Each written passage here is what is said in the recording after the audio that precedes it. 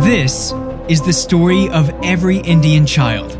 When parents become strangers, friends mannequins, and teachers a pack of wild animals. Equations twist and turn until they become a noose around your neck. You look up for an answer, a ray of light, a guiding hand.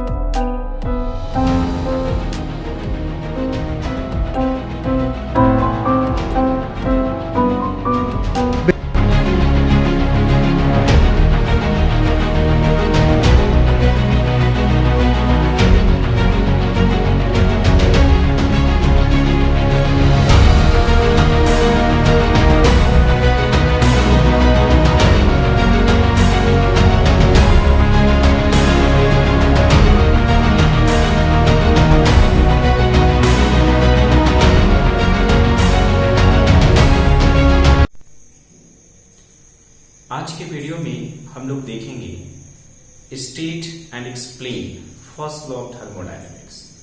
हम लोग statement को समझेंगे, first law of thermodynamics का क्या statement होगा, उसको explain करेंगे ताकि हम लोगों को अच्छी तरह से समझ में आ जाए। साथ ही साथ हम लोगों को यहाँ पर डिस्कस करना है इसके uses in isothermal and adiabatic process. Isothermal और एडियाबैटिक प्रोसेस में किस तरह से फर्स्ट लॉ ऑफ थर्मोडायनेमिक्स का यूज होता है, ये भी हम लोगों को इसी वीडियो में मिलेगा। तो सबसे पहले हम लोग समझते हैं कि फर्स्ट लॉ ऑफ थर्मोडायनेमिक्स जो है वह क्या है। बेसिकली अगर देखा जाए तो first law of thermodynamics is the law of conservation of energy. कहने का मतलब है कि ये law of conservation of energy को स्ट्रिक्टली जो है फॉलो करता है। That means energy can neither be created nor be destroyed. It can get transferred from one form of energy into another form of energy. तो energy जो है उसको न तो हम लोग क्रिएट कर सकते हैं, न ही डिस्ट्रॉय कर सकते हैं, सिर्फ एक फॉर्म से दूसरे फॉर्म में हम लोग क्या कर सकते हैं, ट्रांसफॉर्म कर सकते हैं। तो फर्स्ट लॉ ऑफ थर्मोडायनेमिक्स जो है इसी चीज को बतलाएगा, लेकिन इसका तरीका जो है बताने का वो बिल्कुल अलग होगा, थोड़ा डिफरेंट होगा। अब यहाँ पे देखिए, सपोज करिए इस तरह से हम लोग देख रहे हैं, suppose we have a system. हम लोगों के पास क्या है, एक सिस्टम है। इस तरह से हम लोग देख रहे हैं, ये हम लोगों का सिस्टम है। तो इस सिस्टम में लार्ज नंबर ऑफ पार्टिकल्स हैं, इस तरह से। अब इस सिस्टम को हम लोग क्या करते हैं, हीट करते हैं। सपोज करिए इस सिस्टम को आप क्या कर रहे हैं, हीट कर रहे हैं। तो हीट करने से एक्चुअल में क्या होगा कि यहाँ पे जितने भी एटम्स और मॉलिक्यूल्स होंगे इनका मोशन बढ़ेगा। मोशन बढ़ेगा तो they are colliding to each other, जिसकी वजह से यहाँ पे हम लोग देखते हैं कि उसका टेम्परेचर जो है वो बढ़ जाएगा, या फिर हम लोग कह सकते हैं कि इसका इंटरनल एनर्जी जो है वह इंक्रीज करेगा। जब भी हम लोग इंटरनल एनर्जी को दिखलाते हैं तो चेंज इन इंटरनल एनर्जी से दिखाएंगे, क्योंकि ये जो इंटरनल एनर्जी है वो कभी भी कोई फिक्स्ड अमाउंट जो है वो नहीं होता है, राइट। वो हमेशा जो है चेंज के रिस्पेक्ट में दिखाएंगे। यहाँ पे सपोज करिए, ठीक है, एक ऑब्जेक्ट जो है वो इस तरह से है। अब यहाँ पे देखिए, अगर हम लोग सपोज करिए dq amount of heat energy जो है इस सिस्टम को सप्लाई दे रहे हैं, तो उसका एक पार्ट जो है वो क्या कर रहा है कि उसकी इंटरनल एनर्जी को इंक्रीज कर रहा है, दूसरा पार्ट क्या कर रहा है, यहाँ पे वर्क परफॉर्म कर रहा है।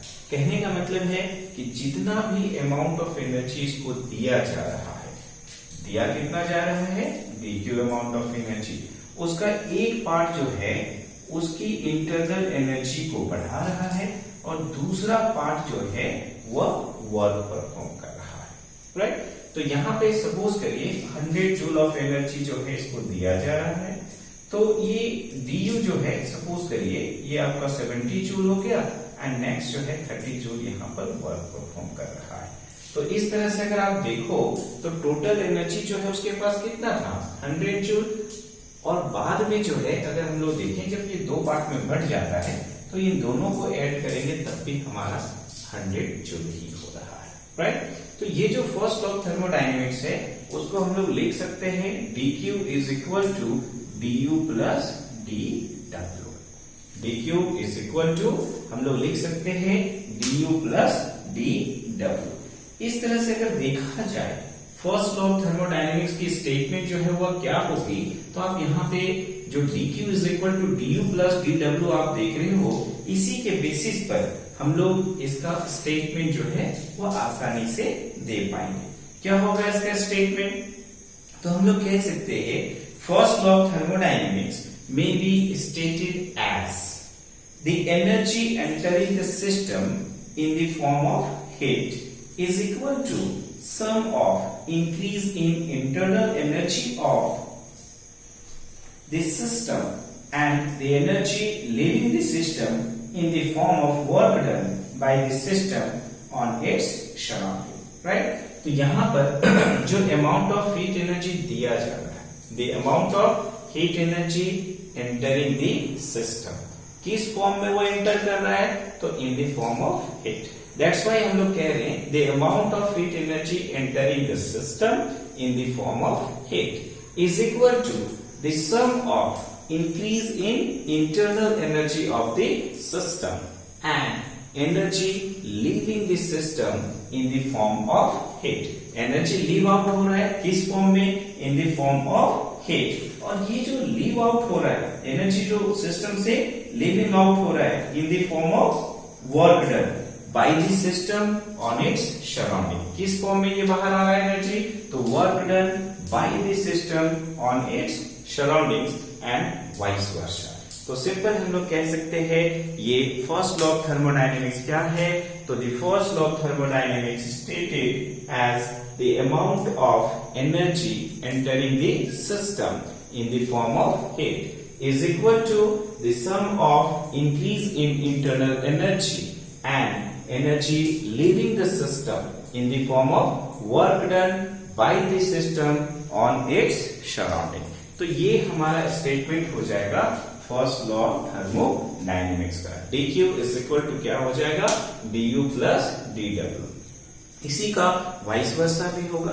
सपोज करिए यहाँ पे जितना अमाउंट ऑफ हीट एनर्जी दे रहे हैं, तो यहाँ पर work done by the system on the surroundings हो रहा है। यहाँ से अगर एनर्जी जो है सपोज करिए हम लोग क्या करते हैं, बाहर निकालते हैं, तो अगर यहाँ से अगर एनर्जी बाहर निकालेंगे तो ऑब्वियसली इसकी टेम्परेचर घटेगी। टेम्परेचर घटेगी कहने का मतलब है कि उसका इंटरनल एनर्जी क्या करेगा, डिक्रीज करेगा। तो यहाँ पे dq जो है ये amount of heat energy living, ठीक है, यहाँ से कितना जो है आप बाहर निकाल रहे हो, तो जितना बाहर निकालेंगे वो कितना के बराबर होगा, तो जितना उसका इंटरनल एनर्जी डिक्रीज हुआ that is added with work done by the surrounding on system, ठीक है। तो सराउंडिंग के द्वारा वर्क होगा किस पर, सिस्टम पर इस केस में। तो सिंपल है, इसका स्टेटमेंट जो है वो क्या है, it states that the amount of heat energy entering the system in the form of heat is equal to sum of change in internal energy of the system and energy leaving the system in the form of work done by the system on its surroundings and vice versa, right? So this is all about first law of thermodynamics। अब इसके दूसरे part में हम लोग आते हैं। दूसरा part जो है कहता है discuss its use in isothermal and adiabatic process। तो isothermal और adiabatic process में इसका किस तरह से हम लोग इस्तेमाल करेंगे उसको हम लोगों को देखना है।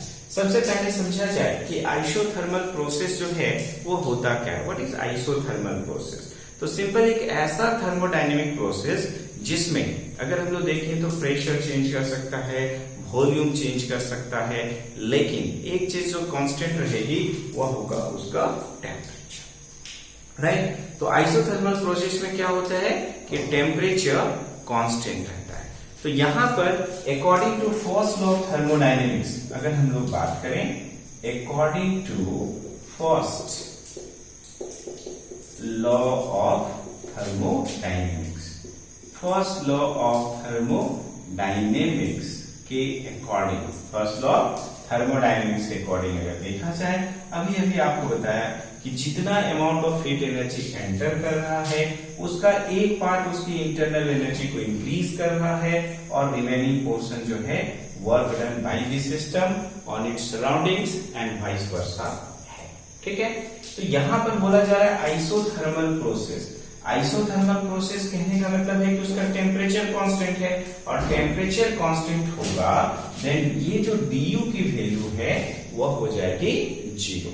ठीक है, इस केस में है ना, इन आइसोथर्मल प्रोसेस, अगर हम लोग आइसोथर्मल प्रोसेस की बात करें तो आइसोथर्मल प्रोसेस में चूंकि सिंस टेम्परेचर T है ना क्या रहता है, कांस्टेंट रहता है, तो टेम्परेचर कांस्टेंट है यानी कि change in temperature is equal to क्या है, 0 है। तो अगर चेंज इन टेम्परेचर 0 है कहने का मतलब है कि चेंज इन इंटरनल एनर्जी उसका 0 हो जाएगा। और अगर चेंज इन इंटरनल 0 हो जाएगा तो इस केस में अगर आप देखें तो dq इज इक्वल टू कितना के बराबर होगा, dw के बराबर हो जाएगा। कहने का मतलब है कि किसी भी सिस्टम को जितना अमाउंट ऑफ हीट एनर्जी आप दोगे उसका पूरा का पूरा यूज होगा वर्क परफॉर्मेंस में, work done by this system on its surrounding में ये काम करेगा। ठीक है, तो यहां पे सिंपल हमने देखा कि ये जो फर्स्ट लॉ ऑफ थर्मोडायनेमिक्स है उसमें हम लोग देख रहे हैं कि dq is equal to du plus dw हो रहा है। इन आइसोथर्मल प्रोसेस की अगर बात की जाए तो टेम्परेचर कांस्टेंट रहता है यानी कि चेंज इन टेम्परेचर 0 होगा, और चेंज इन टेम्परेचर 0 होगा मतलब चेंज इन इंटरनल एनर्जी 0 होगा, और चेंज इन इंटरनल एनर्जी 0 होगा यानी कि dq इज इक्वल टू क्या हो जाएगा, dw हो जाएगा। अब यहां पर देखिए एडियाबेटिक प्रोसेस की अगर हम लोग बात करते हैं तो एडियाबेटिक प्रोसेस में there is no any heat exchange in between system and surrounding, है ना। इन एडियाबेटिक प्रोसेस की अगर हम लोग बात करते हैं, एडियाबेटिक प्रोसेस, तो एडियाबेटिक प्रोसेस में क्या होता है, there is no any heat exchange between this system and its surrounding. जो सिस्टम होगा और जो सराउंडिंग होगा उनके बीच में किसी भी तरह का कोई भी हीट एक्सचेंज नहीं होता है। तो अगर हीट एक्सचेंज नहीं हो रहा है कहने का मतलब कि dq का वैल्यू क्या होगा, इस केस में 0 होगा। तो according to first law of thermodynamics ये तो एज इट इज रहेगा कि dq is equal to du plus dw है। बट इन एडियाबेटिक प्रोसेस की अगर हम लोग बात करें, है ना, तो एडियाबेटिक प्रोसेस में क्या होगा कि यहाँ पर dq का वैल्यू हो जाएगा 0, और dq का वैल्यू 0 होने की परिस्थिति में 0 is equal to du plus dw, यानी कि यहाँ पर अगर हम लोग देखें तो dw जो है वो कितने के बराबर होगा, माइनस du के बराबर। ठीक है, तो जो वर्क डन होगा वह डिक्रीज इन इंटरनल एनर्जी के बराबर होगा, और डिक्रीज इन इंटरनल एनर्जी हो रहा है, इंटरनल एनर्जी डिक्रीज कर रहा है यानी कि work done on this system होगा, सिस्टम में वर्क होगा। इस चीज को यहाँ पे दिखा रहा है नेगेटिव साइन से, या फिर इसी को हम लोग लिख सकते हैं कि du जो है is equal to minus dw होगा। ठीक है, यानी कि जो भी चेंज इन इंटरनल एनर्जी है वो work done on the system के बराबर होगा। तो ये रहा हम लोगों का फर्स्ट लॉ ऑफ थर्मोडायनेमिक्स का use in isothermal as well as adiabatic process. Thank you.